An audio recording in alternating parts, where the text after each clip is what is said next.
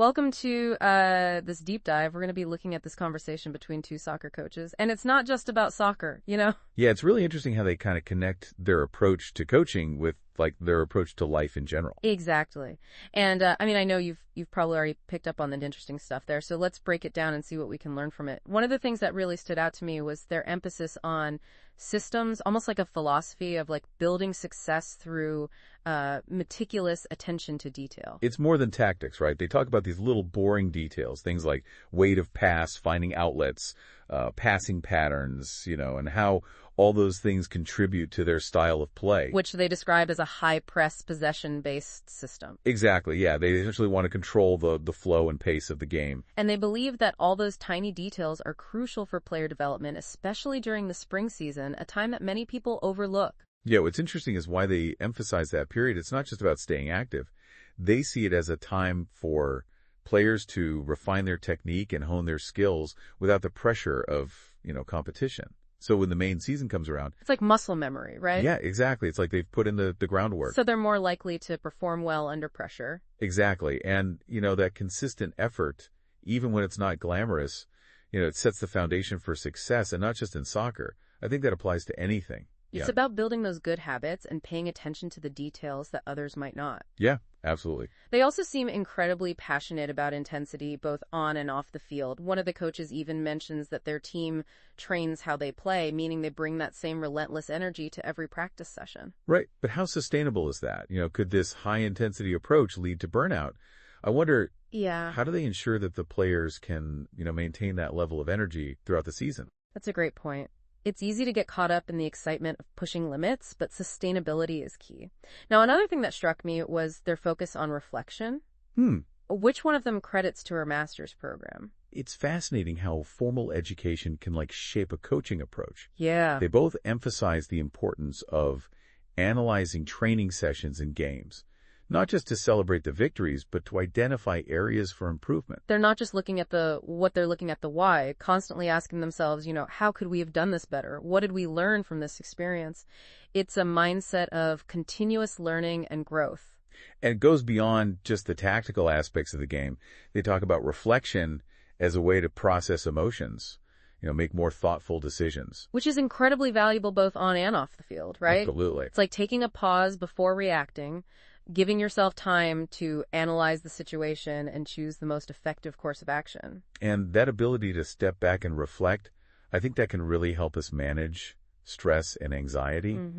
Instead of being overwhelmed by emotions, you can kind of approach challenges with a clearer mind. This really resonates with me. It's so easy to get caught up in the whirlwind of daily life and just react impulsively, but taking that time for reflection can make a world of difference. Absolutely. And that kind of leads us to another interesting concept. They bring up the idea of nurturing the sleeping lion. Now that sounds intriguing. What exactly do they mean by that? They're talking about the players who might not be the most obvious talents, the ones who might blend in or even seem unmotivated at first glance. So they're saying you can't always judge a player's potential based on first impressions? Exactly. Yeah, it reminds me of those classic underdog stories, Right. Where somebody just surprises everyone with their hidden talent. Yeah. And the coaches emphasize the importance of individualized coaching, recognizing that each player has their own unique strengths and learning styles. So it's about creating an environment where those sleeping lions can kind of awaken and thrive. Yeah. That challenges the traditional one-size-fits-all approach to coaching. It's about adapting your methods to meet the needs of each individual. Yeah, and speaking of adapting,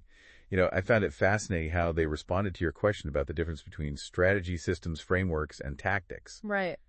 It's something that I think a lot of people struggle to clearly define. Yeah. And even the coaches themselves seem to be wrestling with the nuances. I threw them a curveball there by presenting a scenario where their high-press, possession-based system wasn't working and asking how they would adapt tactically in that situation. Right. And it revealed a lot about their coaching philosophy. They emphasized flexibility, which I think is so crucial.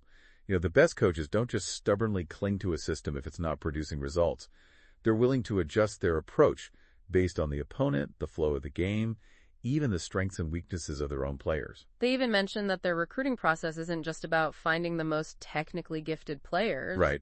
but those who are adaptable, coachable, and fit the team culture. It's a holistic approach. It's looking beyond just raw talent. Yeah, and it's not just about athletic ability either. They also prioritize academics, Right. stretching the importance of finding players who can thrive in a challenging academic environment. It speaks to their commitment to developing well-rounded individuals, setting them up for success beyond the soccer field. It's refreshing to hear coaches who value education as much as athletic achievement. Absolutely. Shows they're invested in their players' long-term well-being. Now, I have to say, I love those quick-fire questions you threw at them at the end of the conversation. Oh, yeah. It's like those little glimpses into their personalities outside of coaching Yeah. that make them feel more relatable. Right. One of them mentioned her love for Poster. The other one's apparently a fan of the U.S. version of The Office. Right. It's those little things, Yeah. those seemingly insignificant details that can create a connection. And their responses to the more philosophical questions were equally insightful. Yeah. One of them said that the best thing she's learned in life is that happiness trumps anything. It speaks to a prioritization of well-being, and finding joy in what you do. And when asked who she'd spend the day with if she could choose anyone dead or alive, the other coach picked Sir Alex Ferguson, Oh, wow. the legendary Manchester United manager. That's a good one. It's a choice that reveals her admiration for someone who's known for his tactical brilliance, his ability to develop players, and his unwavering pursuit of excellence. Yeah, it's clear that these coaches are lifelong learners, constantly seeking inspiration and knowledge from others. They acknowledge that they don't have all the answers. Right. And they're always striving to improve. It's inspiring to see that level of humility, and that thirst for knowledge. Yeah. They don't let their success make them complacent. Right. They're always looking for ways to grow and evolve. Exactly. They recognize that coaching is a journey, not a destination. And that there's always, something new to discover, a different approach to explore, or a new challenge to embrace. So after diving deep into this conversation, what stands out to you? What are some of the key takeaways that you'll carry with you? Well, honestly, I'm struck by how much emphasis they place on mindset. Yeah. It's not just about, tactics and techniques. Right. It's about cultivating a certain attitude. A way of approaching challenges and striving for excellence. I agree. The way they talk about intensity, for example, it's not just about physical effort. Right. It's about bringing that mental focus, that emotional engagement to everything you do. It's like a fire that fuels their success. And yet they also emphasize the importance of balance. Right. They recognize that you can't sustain that level of intensity all the time. It's about knowing when to push and when to pull back. Right. Ensuring that players can recover and avoid burnout. Exactly. Right? It's like that concept they mentioned, repetition without repeating. Uh-huh. They're all about finding creative ways to reinforce those core principles and skills without letting things become stale or predictable. It's about keeping players engaged and challenged, creating a dynamic training environment that fosters that continuous learning. Yeah. It's like a muscle. If you don't keep challenging it, it won't grow.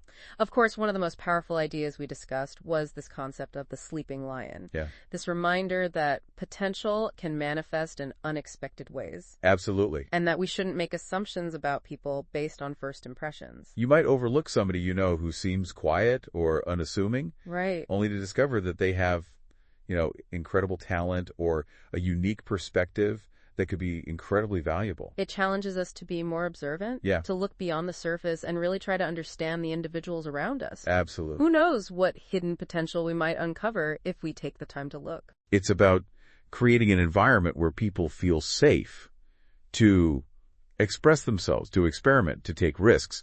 It's about celebrating individuality and recognizing that success can take many forms. So as we wrap up this deep dive, I want to leave you with a challenge. Okay. As you go about your day, think about those sleeping lions in your own life. It might be a colleague, a friend, a family member, or even yourself. Yeah. Where do you see that untapped potential? Right. How can you encourage those around you to embrace their strengths and pursue their passions? And what is the sleeping lion within you waiting to be awakened? Keep exploring, keep reflecting, and keep diving deep. 8/20/26, 8/23.